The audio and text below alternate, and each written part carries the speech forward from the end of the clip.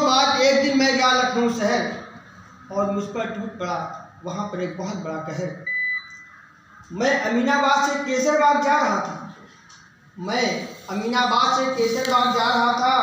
अपने मन में कुछ गुनगुना रहा था कि इतने में मेरे सामने आकर रुकी एक मारुति, उसमें से उतरी एक नारी जो मेरा नाम थी पुकारती।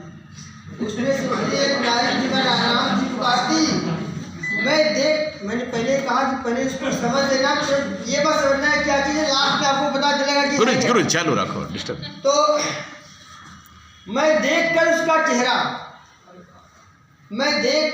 चेहरा हो गया हैरान, क्योंकि मेरे सामने खड़ी थी एक लड़की खूबसूरत और जवान। उसके बिखरे हुए बाल जैसे घटाएं सावन की, उसका चांद सा चेहरा, मुस्कुराहट लुभावन सी। मुझे लगा कोई फिल्मी अदाकारा है जिसके हर अंग को खुदा ने स्वयं अपने हाथों से संवारा है।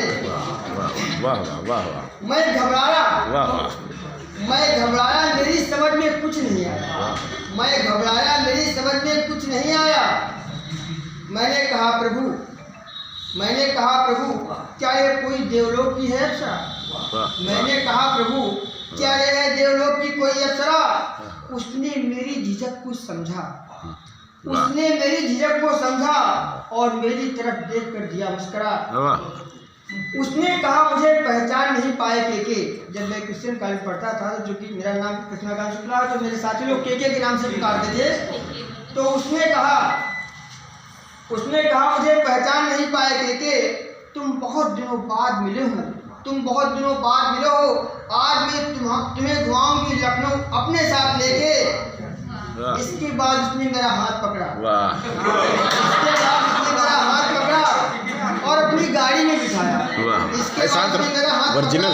बिठाया। बड़ी देर बाद जब मुझे होश आया, मैंने कहा मैडम मैं तुम्हें पहचान नहीं पाया। उसने कहा कृष्णकांत बताओ तुम क्या करते हो? मुरझाया हुआ चेहरा कह रहा है जिंदगी जीते नहीं खींचते हो। उसने कहा आपके चेहरे पर है उदासी का चित्र। मैंने कहा क्या कहूँ मैडम, मैं हूँ शिक्षा मित्र। उसने कहा अब तलक हो गया होता आपका नाम वकालत में। अरे गांव जाकर कहाँ फंस गए शिक्षा मित्र जैसी जलालत में।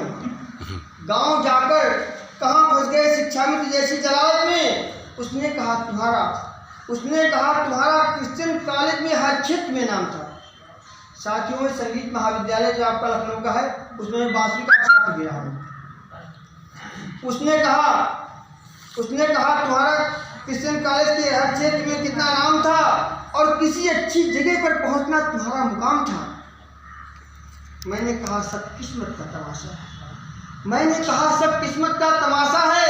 अब तो मात्र यही छोटी सी नौकरी ही हमारे जीवन की आशा है। मैंने कहा मैडम अपना पूरा परिचय बताइए। आपको मुझसे इतनी हमदर्दी क्यों है? कारण समझाइए। उसने कहा तुम्हारी याददाश्त बहुत अच्छी थी, मगर तुम तो उनको भी भूल गए जिनसे तुम्हारी दोस्ती सच्ची थी। मैंने कहा प्लीज अपना नाम बताइए। उसने कहा कि मेरे करीब आइए। इसके बाद उसके हृदय से एक आवाज़ निकली। मैं बेसी वाली आपकी दोस्त हूँ, मेरा नाम है अंजलि। इसके बाद उसके हृदय से आवाज़ निकली मैं बेसी वाली दोस्त हूँ, आपका नाम, मेरा नाम है अंजलि।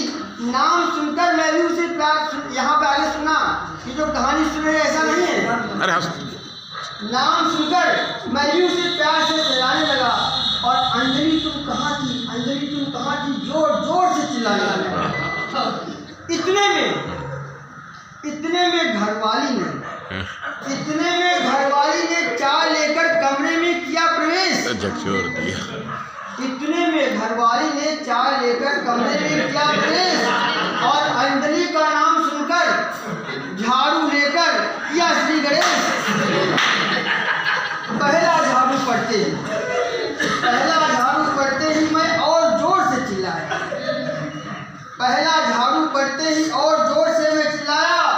पुनः घरवाली ने दूसरा झाड़ू चलाने में पूरी ताकत लगाया। दूसरा झाड़ू पड़ते ही मेरी आंख खुली और स्वयं को तकिए से चिपका पाया।